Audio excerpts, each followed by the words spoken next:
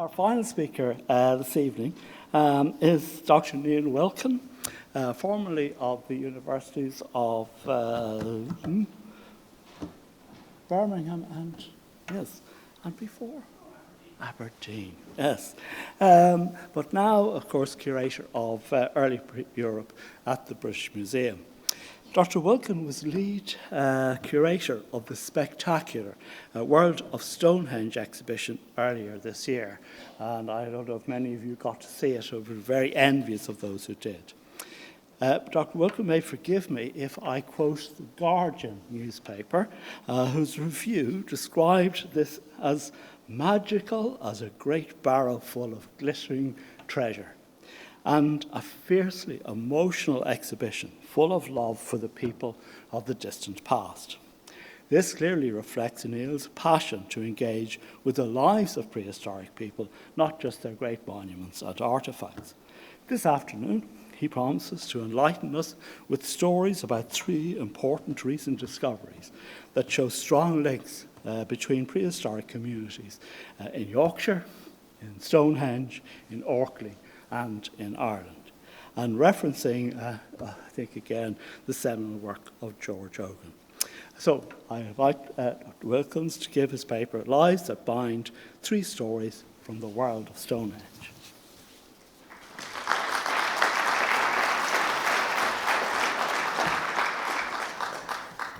Well, thank you very much. It's a great privilege to be here and to follow what's been a stellar lineup. I feel very intimidated to follow that group of speakers. I want to also say thank you to the organisers for inviting me, and to pay tribute, as everyone has today, to Professor Ogan for his contribution across so many fields in Neolithic and Bronze Age archaeology.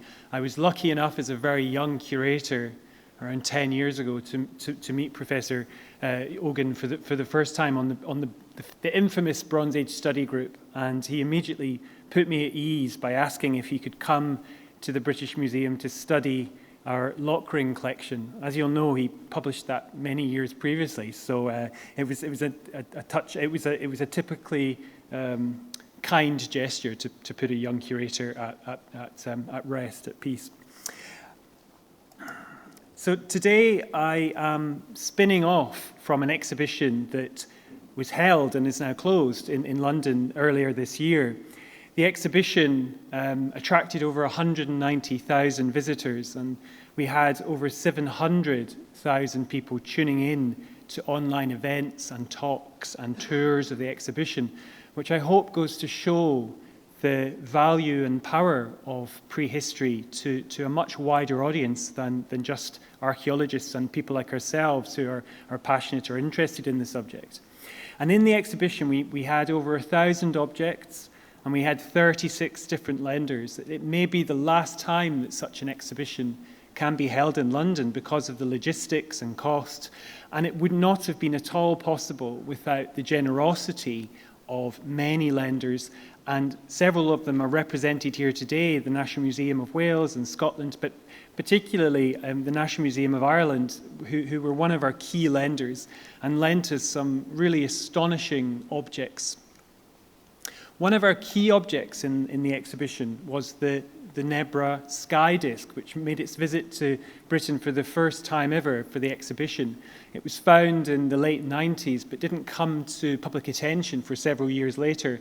And I thought I was put this slide up to illustrate how Professor Ogan was at the vanguard of studying these new discoveries. So a couple of years after the disk was discovered, he was part of a group of colleagues who went across to visit the object itself and its exhibition, but also to visit the find spot of this astonishing object.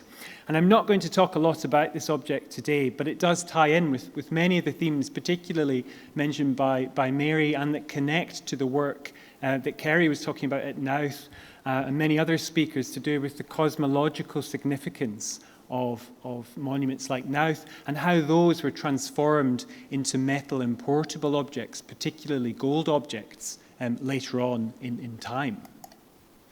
One of the key objects in the exhibition, apart from the Nebra disc, was, of course, this object, and Alison's rightly pointed out that a fee should be paid for every time this object is shown.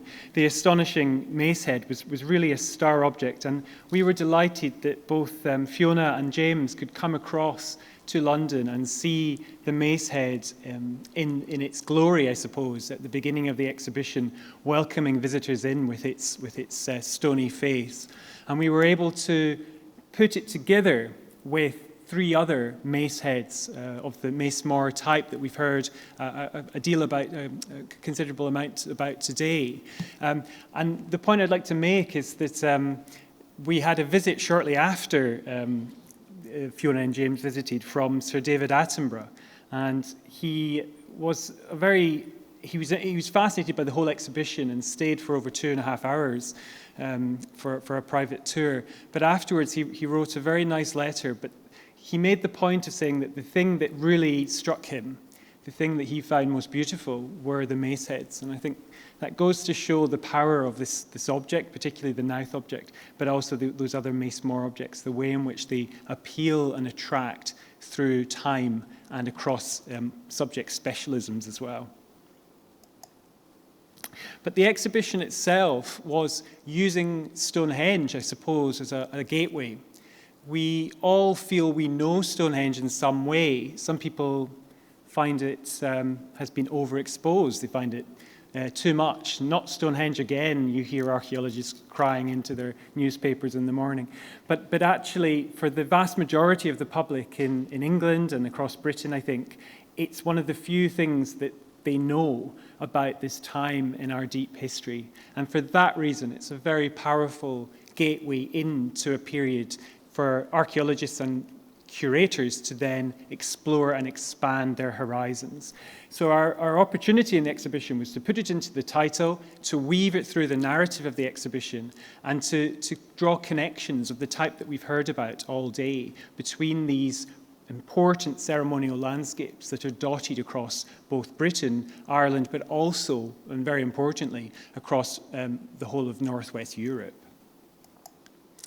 And that really was at the heart of the exhibition and what I hope to speak about today. At the heart of the exhibition, we wanted to bring in the idea that there isn't just one Stonehenge. There are many different Stonehenges, and we'll come back to that point. It changes dramatically through time. But also, it's a monument about people.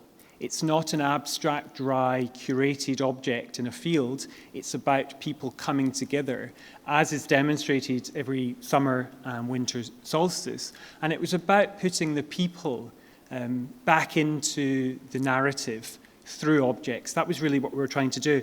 And really inspirational in that approach was a quote by John Barrett quite recently when writing about Stonehenge, where he made, I think, the obvious but really important point that we can only understand why anyone would be crazy enough to build monuments like Stonehenge if we understand the world in which they were situated, understand what the people were like, what motivated the community. So that need for a bigger picture and for a human story was at the heart of what we were trying to achieve. And today, I don't have 7 case studies. Alison has trumped me by a factor, well, by 4 actually. But I do have 3 different case studies that hopefully bring some of the exhibition's narrative to life through 3 key objects. And really what I'm trying to say is a simple point, which is that when we talk about this time period, we need to find a way, I think, particularly when we're talking to the biggest possible public, of weaving the stories of these landscapes, the monuments in the landscapes, with the story of people like you or I. Because there's still a barrier, I think, when we go back beyond the Romans, beyond written texts, to a time before that. There's still a barrier, still something of an assumption that these people weren't like us, that they didn't live emotional, personal lives, when I think we all know they did. And those stories are only coming in to focus more now, thanks to new discoveries that are made every year, every day, but also thanks to the scientific techniques and the ways of studying material culture and monuments that we've heard so much about today. So I think it's a really exciting time to be thinking about some of these questions and the integration of the different scales of study that we can pursue. So to begin with the first case study, that takes us to Stonehenge of 3000 BC, when the bluestones are brought over 290 kilometres to Salisbury Plain from Wales. And this is an astonishing achievement of willpower. This isn't just some abstract distance coverage. This is people, communities actively being employed and taking time out of what must have been busy, sometimes dangerous lives, to undertake this act of love in some ways, to move these stones from Wales to this new location on Salisbury Plain, and to build this new monument that didn't stand in isolation, that connected with what was happening right across Britain, Ireland, and Europe in terms of the formation of these monuments, and in particular in Britain, of course, the idea of the Henge monument coming into focus.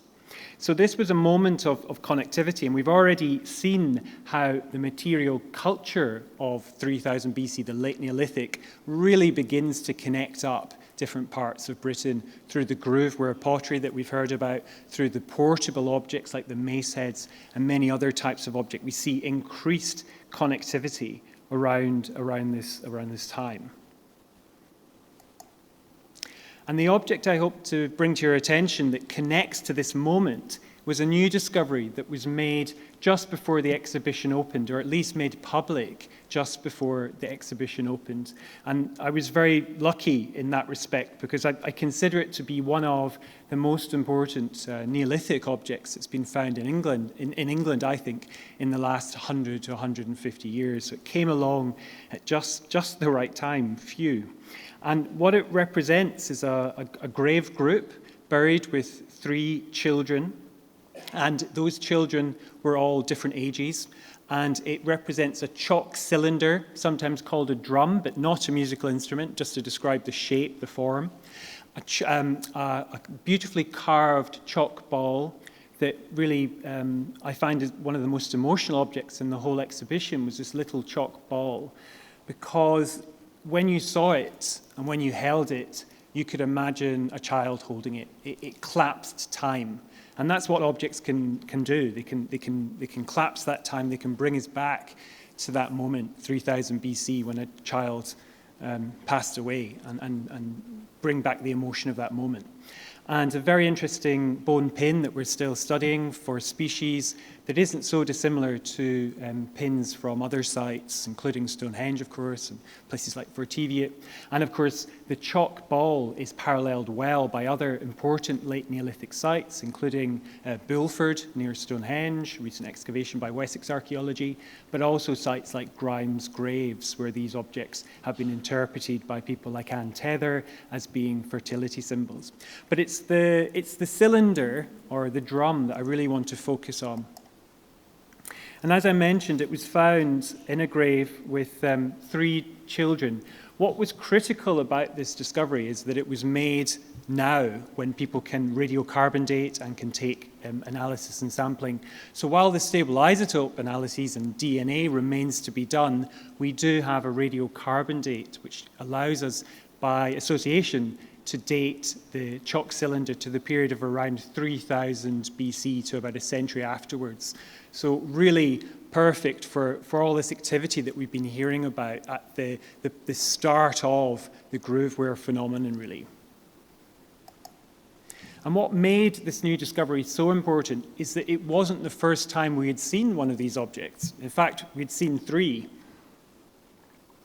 They were from the very famous site of Folkestone, which is about half a day's walk away from where the new discovery was made, about 13 miles away. So the new discovery is in Burton Agnes in East Riding, Yorkshire, and this previous discovery from Folkestone is a bit to the north, just off the Wolds at Folkestone. And here, 3 chalk cylinders of a very similar type were buried with 1 child. So in the first grave that I showed you, the new discovery, 1 chalk cylinder with 3 children, and in the previous discovery, 3 chalk cylinders and 1 child. So in both cases, we have 4 entities, if we want to call them that, a child and 3, and then in the new discovery, 3 children and 1 cylinder. So already a sense that there's this structure and purpose to these burials.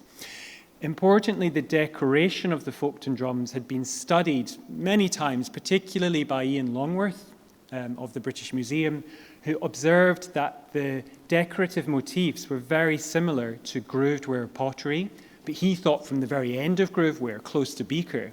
Now we know from the radiocarbon date that they were about 400 to 500 years earlier. But he also observed that there were parallels in the wider repertoire of rock art and passage grave art, although those are subject to lots of caveats for reasons that you've already heard today from Elizabeth and Alison. It's not as easy as saying that these objects, the motifs on these drums directly connects to something like Knowth or Newgrange. There are caveats to be had, but they're part of that much wider grooved-ware late Neolithic artistic repertoire, and that's what makes them so important. So to go back to the new drum, it has several elements that are new, that haven't been seen before and weren't on the Folkestone drums. And I would just draw your attention to the 3 holes that have been drilled in the top of this chalk cylinder. It's very interesting that there should be 3. It makes you wonder if there is 1 hole for each of the children that was buried with the drum. But there's another detail, which is that there's decoration put in between the 3 holes. And at the top of the slide, you'll see that the decoration is relatively complete, although not perhaps finished, line and false relief. And then in the second band, you've got line only, and then in the third band, you've got a completely undecorated surface. The excavators, Allen Archaeology and Mark Allen Archaeology, have suggested this might suggest that the object was never finished, that there was a haste before it was buried with the 3 children. That's possible. I suppose another possibility is that this is quite an intentional decision, perhaps showing 3 different periods of life, of completeness, which would represent the fact that in the grave you have children of 3 different ages, in sort of grading of decoration to reference the grading of the age within the grave. And a point to make about the structure of the decoration is that it can be put into 4 blocks, 4 units, if you like, of separate decoration. And this is something that Ian Longworth was able to identify when he studied the Folkestone drums for the 1999 paper that he produced. So really what you see is that in the new drum at the bottom, Burton Agnes, you have the same kind of structure to the decoration with 2 thinner bands and then 2 wider faces to the object, and some really interesting correspondence between those different faces that we're currently studying and presenting at the moment. There's also some very interesting motifs that don't occur in other types of pottery or rock art perhaps, and those are the face motifs which you find on the Folkestone drums. There's 2 of the Folkestone drums with a face motif, and interestingly, face motifs are known from other parts of Europe around the same time. So in Denmark, on Zealand, there's around 100 of these face pots that date to pretty much 3000 to 2900 BC, the period we now know that the drums probably belong to. And these are funerary objects, often buried in passage tombs, producing an interesting parallel. There's also a much wider context for face motifs found across Iberia, studied by people like Chris Scarr. So these are motifs that we do find right across Europe at this time. But there's also the possibility that there's a solar motif on the top of the new Burton Agnes drum, this cross within a circle. And as Stuart Needham's pointed out, the original largest of the Folkestone drums has a similar motif in the form of a star on the top of that drum. And again, from Denmark, it's interesting that also from the funnel beaker culture, you do have solar symbols on discs at around the same time as the new Burton Agnes and Folkestone drums, producing the possibility of continental connections between Yorkshire and, between Yorkshire and the near continent. But closer to home, there are in fact several solar symbols on Groveware pots, and Alison picked up one of them from Links of Notland, which she published in 1999, and then at Flagstones in Dorchester, a very interesting cup, very similar to one from Stonehenge. In the centre of that little cup is one of these cross inside a circle motifs. So it's interesting to think that 500 years before the introduction of metal, when we tend to associate these types of symbols, and you saw several of them in the paper from Mary about the gold discs introduced by Beaker people, it's fascinating to think that this symbol may already have had currency several hundreds of years prior to that introduction in Britain. And a final point on the context of these objects is that this is reconstructed from Greenwell's excavation notes, but the objects were graded when they were put in the grave. So the smallest of the chalk drums was placed at the top of the grave near the head, and the largest chalk drum was near the waist. And that's exactly what we find in the new Burton Agnes burial, except that it's not the drums that are graded, it's actually the children in the grave that are graded, with the eldest child between 10 and 12 years, and then the intermediary child 6 to 9, and then the youngest 3 to 5, in that order. And I would just make the final point that this solar motif on the top of the drum is positioned at the east end of the grave where the children are, perhaps associated with the rising sun, connecting the children's death with the cosmos and the return of the sun. And also observe that the grave cut is a very interesting form. Is it perhaps even boat-shaped? I put that out there for speculation. So into the second period, which I'll cover much more quickly.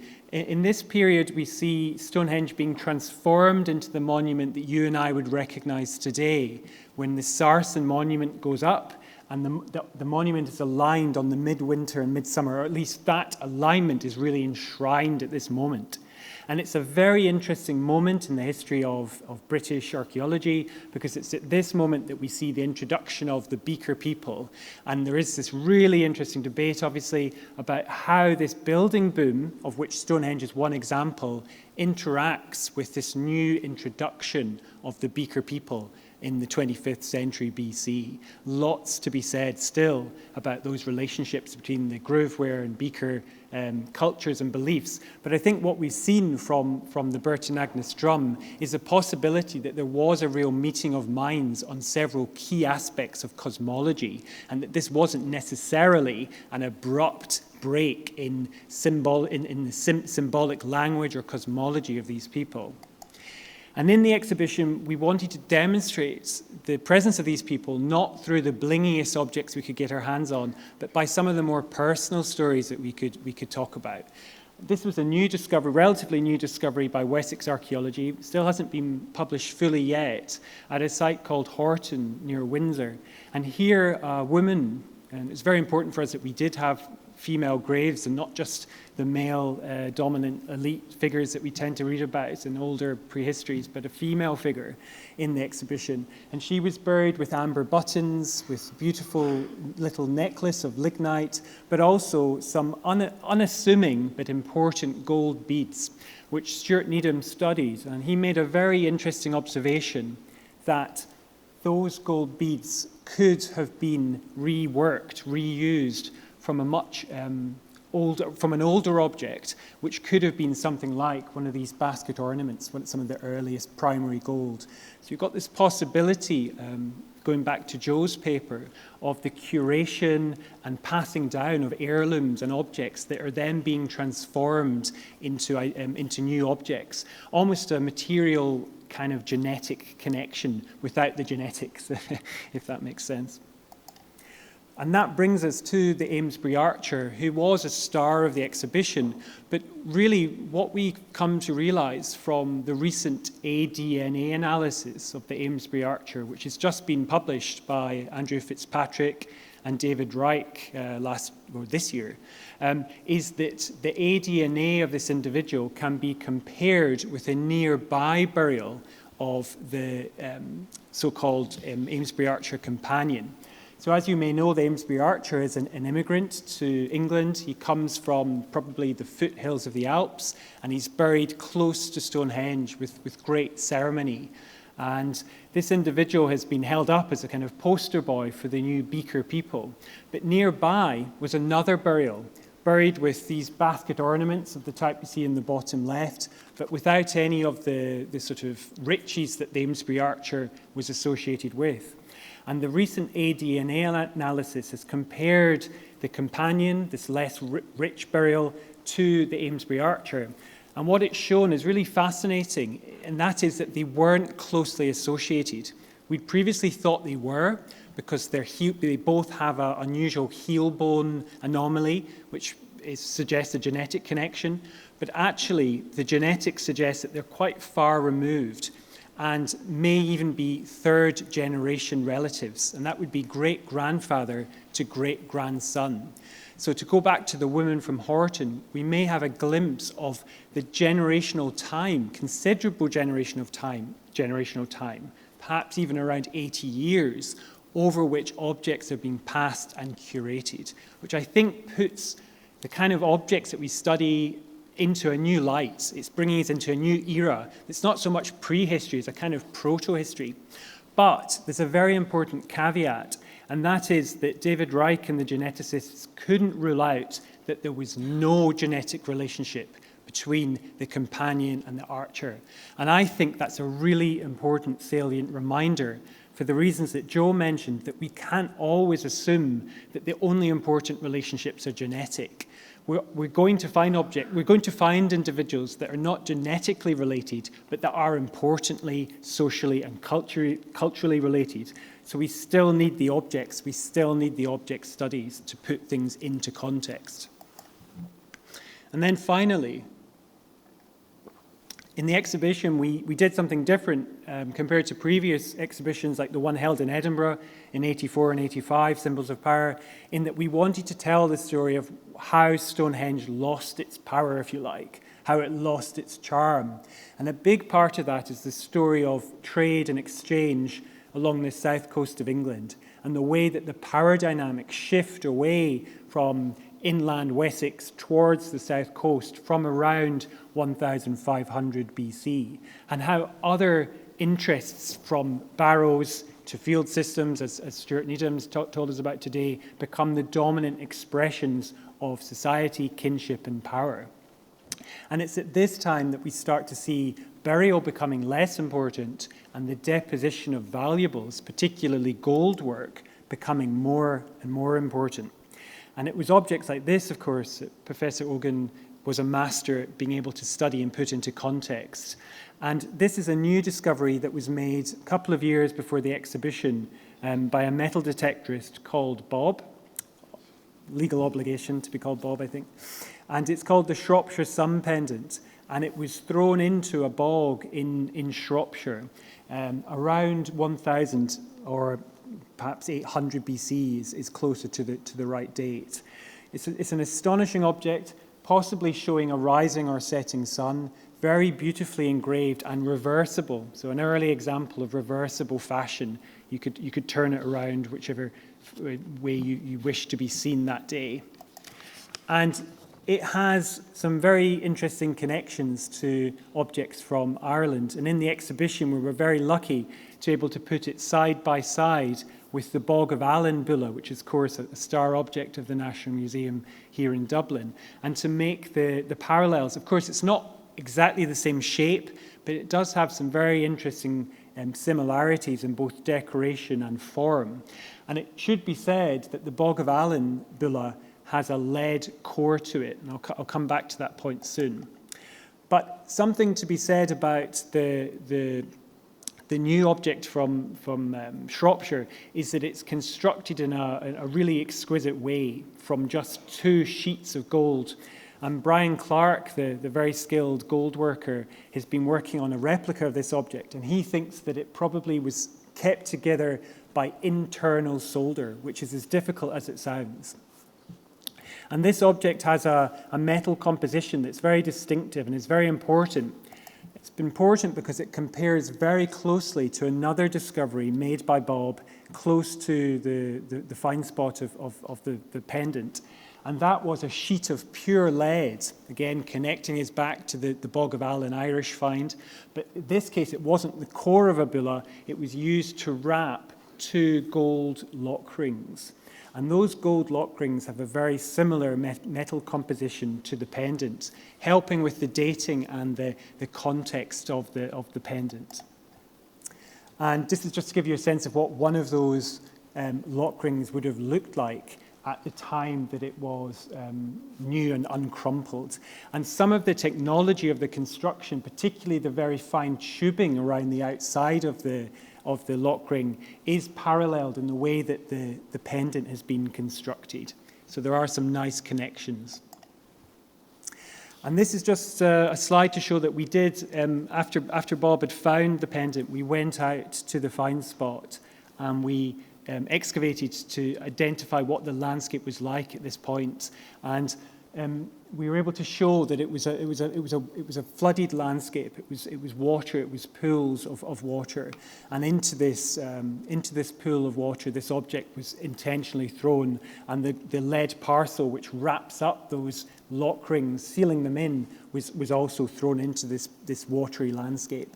And this is a moment of real change and transformation in the sense that at this time, people are sacrificing a huge amount of wealth into rivers, into bogs. And it's interesting to speculate and think about why that might be.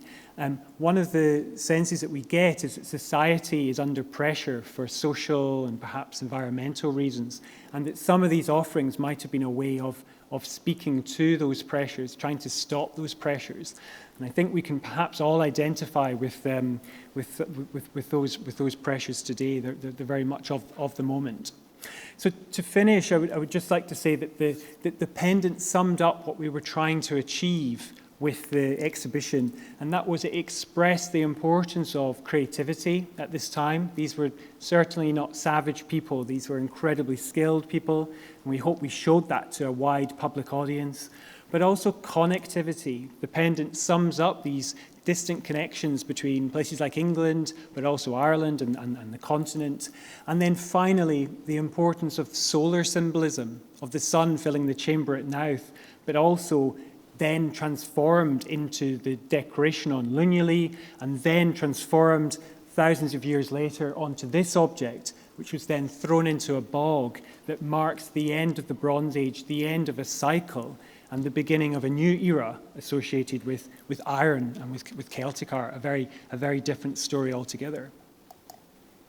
So I'll finish with this final slide that says that really every age has a Stonehenge it deserves or desires, and that was what we tried to show in the exhibition. And I think some of the audience felt there could have been more Stonehenge, but what I hope I've showed today and what I've taken from today is that actually what's really important for sites like Stonehenge and Knowth and Newgrange is that we remind ourselves of the much bigger picture, the much bigger set of connections that they always existed within.